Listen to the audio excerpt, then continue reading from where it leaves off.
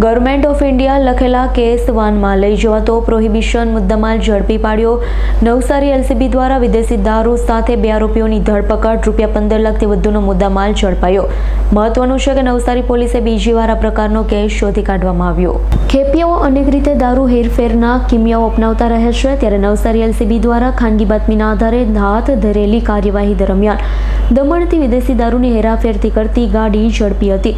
Government of India લખેલી Bolero camper gold ZXD GJ15AX4221માં ભારતીય બનાવટની વિદેશી દારૂની વિસ્કી તથા વોડકાની કુલ 1920 બોટલ, કિંમત ₹5,54,400 મળી આવી।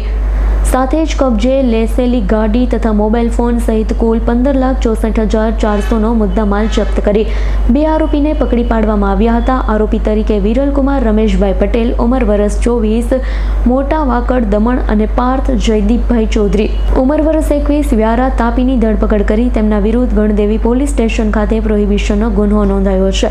સમગ્ર કાર્યવાહી એલસીબી પીઆઈ વિજય જાડેજા તથા તેમની ટીમ દ્વારા કરી વધુ તપાસ હાથ ધરી છે। Bureau report S9 news, Navsari.